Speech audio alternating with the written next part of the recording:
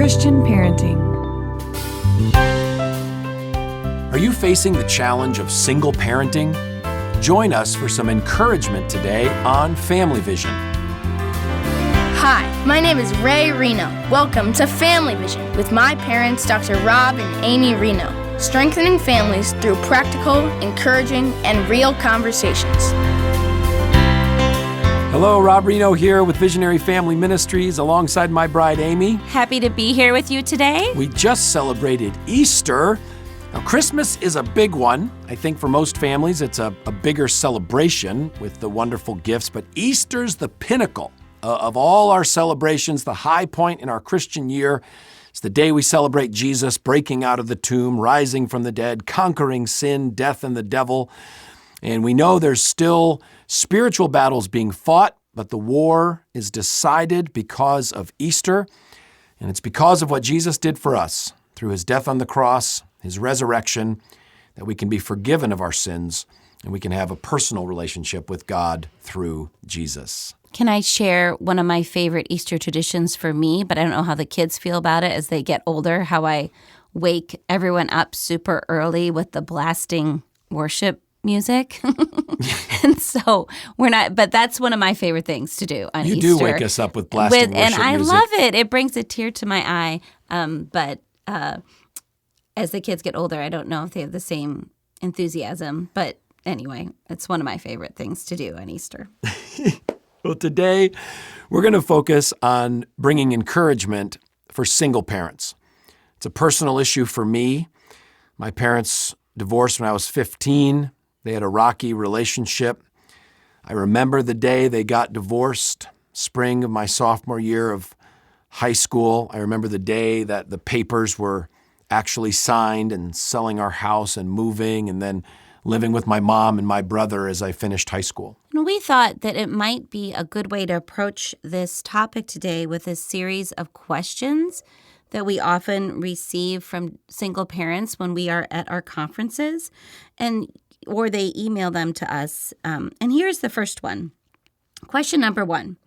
I am exhausted. My job wipes me out. Then I come home, there's dinner, laundry, the kids need help with their homework. I feel like all the stuff I have to do leaves me no time for just connecting with my kids. That is probably one of the most common questions we have. And I want to start first with sort of a little illustration from my own life in parenting with a different scenario. Obviously, I wasn't a single parent, but my husband did travel a lot, and I do understand facing all those things alone on a I won't even claim to understand that I understand it, a single parent doing that all the time, but just those basic daily grind that you have to do by yourself where you are exhausted. And I remember with the first kids, I would read every book on parenting and that I could kind of get my hands on, and specifically on sleeping issues, where, I would try to follow a pattern and make sure that everyone doing everything right.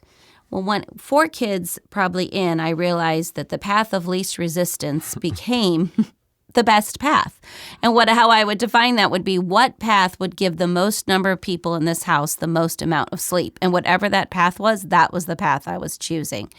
So I think often as a single parent, you really need to discover what are your paths of least resistance when it comes to the daily grind.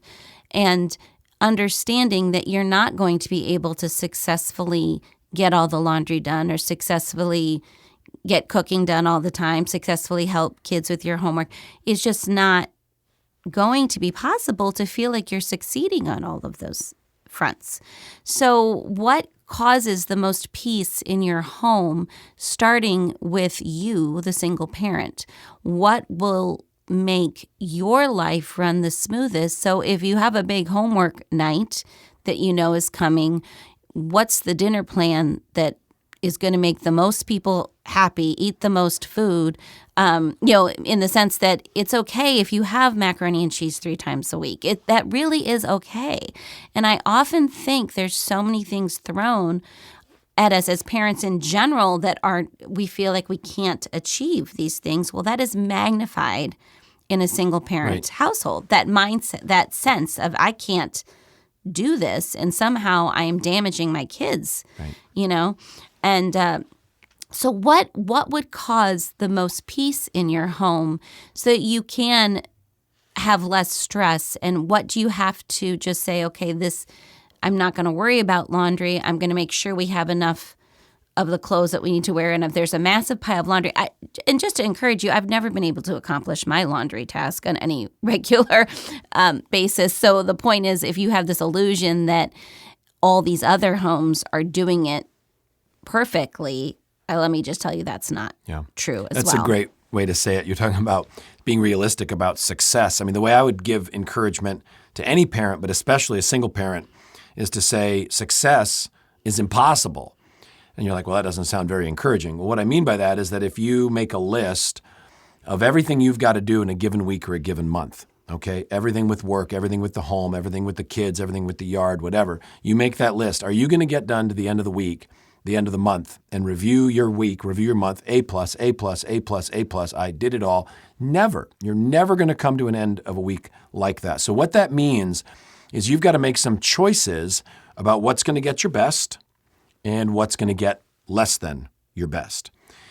And what we want to encourage you with is that to give your absolute best to building a heart-connected relationship with your kids so you can help them build a heart-connected relationship with God. Just like Amy said, you may not have the cleanest house, you may not get the promotion at work, you may not be able to be at church events as much as you'd want to be, but you are making your top priority as a single mom or single dad, building that heart-connected relationship with your kids. The other thing I would like to add is that if you're a single parent, you should not be afraid to receive help or ask for help. So often, I know that there are people in the community and church and school who want to help you, and yet I know that experience. I've seen it with my sister-in-law who's a single parent where they say we'd like to help, and she just doesn't quite know how to say yes or what exactly would be helpful. So I would encourage you to make that list of what would be helpful so that you can have an answer when people say, how can I help you? And please say yes. Receive the help. And there's no guilt in that. And I would also add there's no guilt in asking for help either. Here's a second question. I had my 10-year-old daughter before I was married. I then married his father. Then we got divorced. And honestly, I've been in and out of bad relationships. God's finally got me on solid ground. I'm in a good church, but I'm scared my daughter's going to go down the same path I did. What can I do to help her? I think that is an understandable fear and something that we're really hitting on that a lot of single parents feel. And the reality is that none of us have these perfect lives, and our stories are important for our kids to see and understand. And really focusing on your relationship with your daughter, as Rob already said, so that you have an open door with her, that you have an open heart relationship where you're able to talk about the things, especially the mistakes you've made and what you've learned from them. I think so often kids are very fascinated and want to know our stories as parents, and it's something that we don't take the time often to do. And I would encourage any mom with those types of, or any parent with that fear, is that not to be afraid of letting your child into what got you where you're at right now in an age appropriate way. You don't need to dump too much. You never should go to your child as a sounding board, as a counselor or something like that. That's a very different thing. You're not going to your child for your own emotional support or your own help. That is ill-advised. But letting your child into the mistakes that you've made, the things that you would like to do differently, that helps your child not to have a lot of mystery around those things, and it builds your relationship. But I also like to say, for those parents who are not in another relationship, going back to the single parent, they have one advantage over the married couple that they may not have ever really understood before. And I want to share that when you are a single parent, you make up all the rules. You decide how things are going to be handled. You are in charge of that. And a married couple has to work often, a husband and wife, right, to come up with that together. So you often say in your talks, Rob, that, our priority with God is the most important relationship. Then our priority with a spouse is the most important relationship. And then the relationship with your kids. But if you're a single parent, you don't have that second one. You don't have right now a person that's in that spouse or significant other. So you have a relationship with God that is your top priority, and then your relationship with children. And that often can feel lonely. But if you sort of frame that a little different, that God's put you in a season where now, okay, I don't have to come to agreement with anybody. Right. And you're able to give special focus to your kids in a unique way. In a very unique way. And I've found that in conversations with single parents that helps them, empowers them to realize that God's given them a window that's very different than a household where, it's a two-parent household. Right.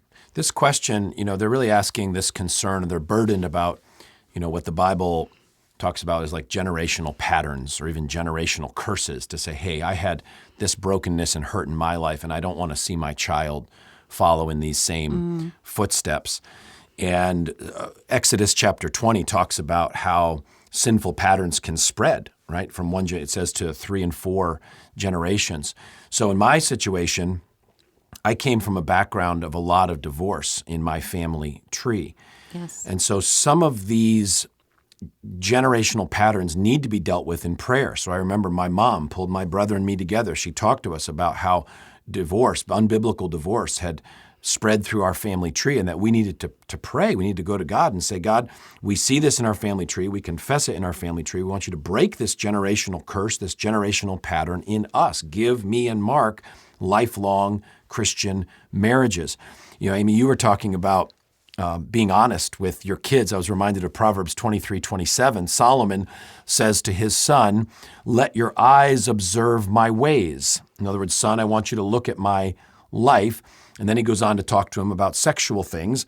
And so Solomon says to his son, look at my life. Look how perfectly I've behaved in this area of sexuality. Well, obviously that's not the case if you know your Bible. Solomon's life was an unmitigated disaster when it came to sexual sin. And he's telling his son, he's saying, son, look at my life. Don't do it like me. Don't follow my example. Look at all the ways I've suffered because of my choices in this area. So here's a parent who is being direct with that older child. Again, we're not talking about little ones here. We're being direct with that older child about your burden, about your concern of the generational patterns, and facing into it together in prayer and faith. Also, something about breaking generational sin isn't pretty. It's not going to look like, okay, now we're going to do it all it's all going to look rosy and perfect now. In reality, breaking generational sin patterns is ugly. It's messy. And so, you're going to have a lot of hard days. And, when you're learning as a family to kind of, have to regroup, and whatever brought you into that situation of being a single parent, you're learning something new, and it is messy. It isn't pretty. Absolutely. And so, accept that. Accept that it reminded me, like when Jesus came and defeated sin, it's ugly. It required a lot of pain and suffering on his part. And so if your family is breaking, specifically, as Rob talked about, a generational sin pattern of divorce, and often that just can include so many different things that put you into that position. But keep realizing that Jesus is in the midst of all of that. Amen. And seek his word, and remember that there is hope and healing through this process. Okay, our next question, number 3. I am married, but I'm spiritually single. My husband isn't a Christian. He has a good relationship with the kids, but doesn't want anything to do with spiritual conversations. He doesn't go to church with us, except for sometimes he will go on Christmas or Easter. This whole situation makes me feel lonely, and sometimes I don't know how to talk to the kids about it. Well, this is a great question, and thank you for sharing it. This was the situation that Amy and I both grew up in. We both grew up in homes with Christian moms and non-Christian dads. And Amy's father, by the grace of God, came to Christ after we were married. My father came to Christ just weeks before he passed away. But this is the home that we grew up in. Mm-hmm. I think one of the things that I experienced my mom doing so well in this situation, even though I did see everything that's kind of reflected in that question there. I saw the frustration. I saw the loneliness. I saw all the things that entailed having parents where one was a Christian and one was not a Christian. But what I would say that I also witnessed in a very positive way was my mom's respect and support for her husband in such a way that, in so many of the ways of the running of our home, my dad was clearly the one in charge, and my mom had a lot of respect for that, even though there was this whole other area of our life, this spiritual area that he clearly wasn't in charge, and clearly moms wasn't. Were the spiritual leaders in our clearly homes. Yeah. Wasn't a part of, and I think that because she did such a great job of affirming him, thanking him for all that he did do for our family, the leadership, it kept his heart soft toward the gospel.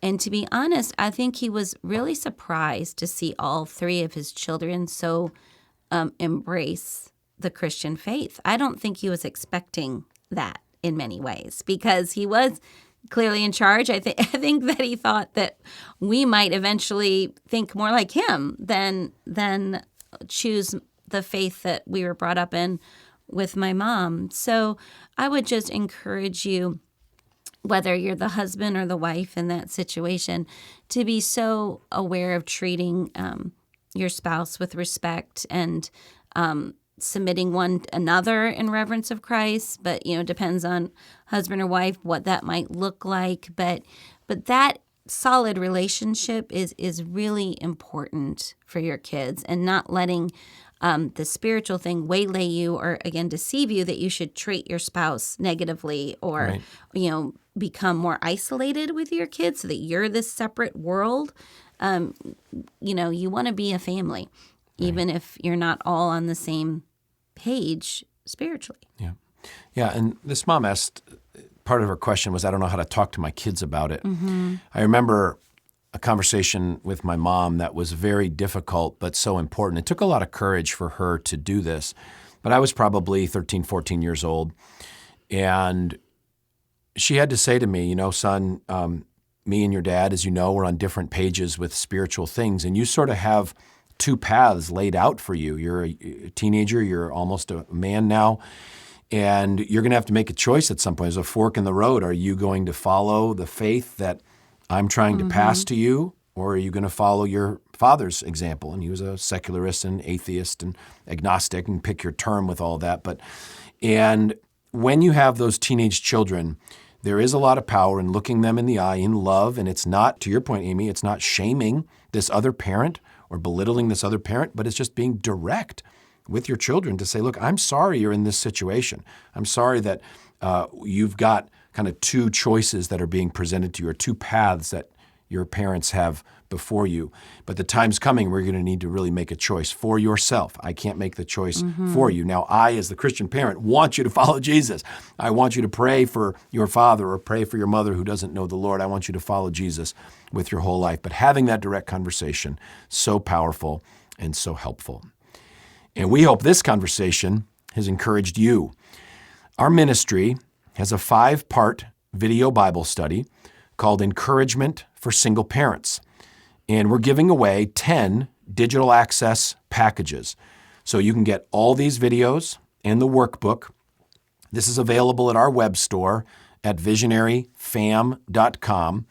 But for the first 10 people who email us at podcast@visionaryfam.com and request the Encouragement for Single Parents video Bible study, we would love to give that to you. Don't forget, for families in the Midwest, our Visionary Family Weekend Away, June 11 to 13, 2021. An incredible retreat experience for your family. If you're a single parent, it'd be a great weekend for you to experience with your kids. All the information is at visionaryfam.com/retreat.